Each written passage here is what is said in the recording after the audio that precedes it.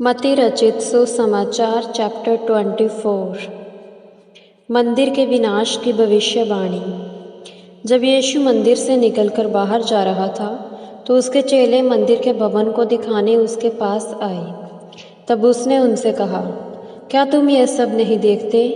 मैं तुमसे सच कहता हूँ, यहाँ एक पत्थर के ऊपर दूसरा पत्थर भी ना रहेगा जो ढाया ना जाएगा। जब वह जैतून पर्वत पर बैठा था तो उसके चेले एकांत में उसके पास आकर कहने लगे, हमें बता ये बातें कब होंगी और तेरे आने का तथा इस युग के अंत का क्या चिन्ह होगा?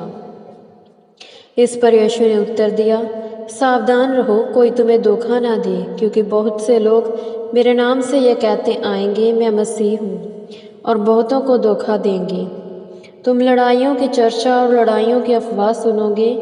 देखो, भयभीत ना होना, क्योंकि इनका होना अवश्य है, परंतु उस समय अंत ना होगा, क्योंकि जाति जाति के विरुद्ध और राज्य राज्य के विरुद्ध उठ खड़े होंगे, और बहुत से स्थानों पर अकाल पड़ेंगे और भूकंप आएंगे।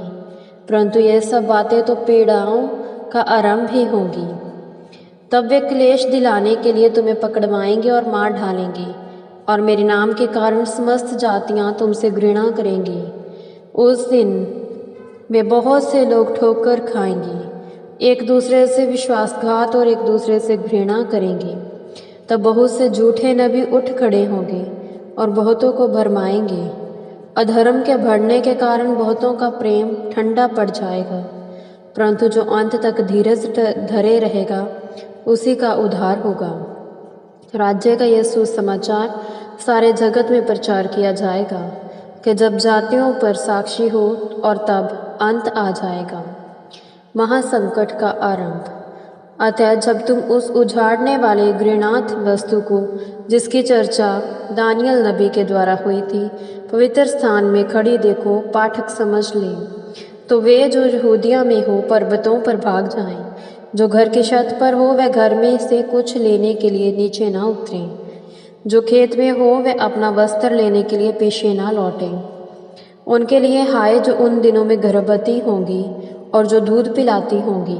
प्रार्थना करो कि तुम्हें शीत ऋतु में या सबत के दिन भागना ना पड़े, क्योंकि ऐसा भारी क्लेश होगा जैसा ना तो जगत के आरंभ से अब तक हुआ और ना कभी होगा। और यदि वे दिन घटाए न जाते तो एक भी प्राणी न बचता, परंतु चुने हुओं के कारण वे दिन घटा दिए जाएंगे।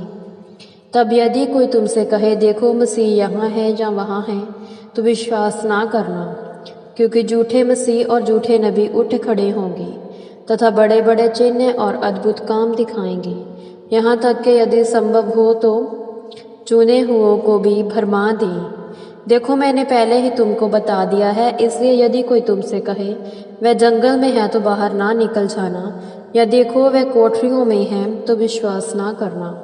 क्योंकि जैसे बिजली पूर्व ने निकलकर पश्चिम तक चमकती है, वैसे ही मनुष्य के पुत्र का भी आना होगा। जहाँ शव हो वहीं गिद्ध इकट्ठे होंगे। मनुष्य के पुत्र का पुनरागमन।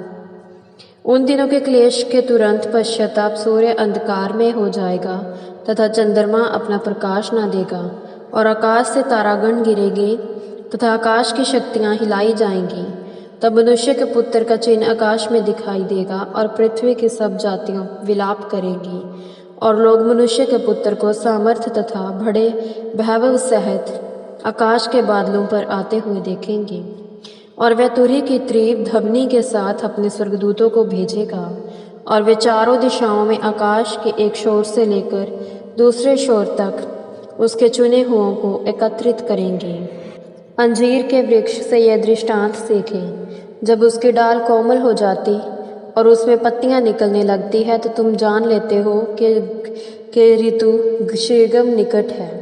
इसी प्रकार तुम इन सब बातों को होते हुए देखो तो जान लेना कि वह निकट है, वरन द्वार पर ही है।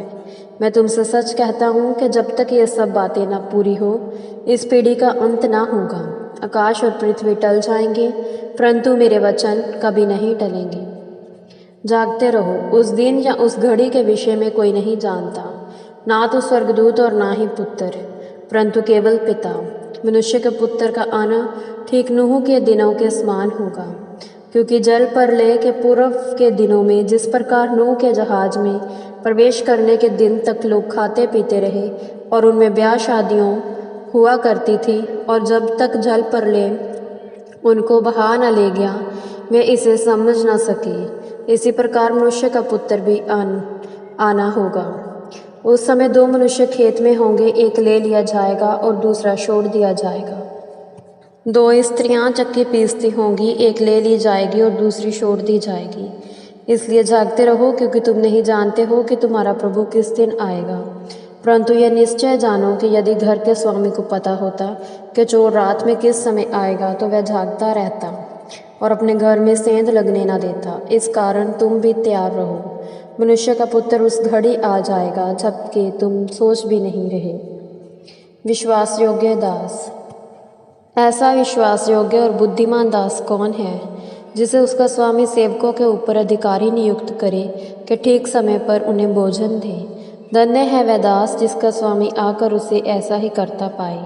मैं तुमसे सच कहता हूँ कि वह उसे अपनी सारी संपत्ति पर अधिकारी नियुक्त करेगा।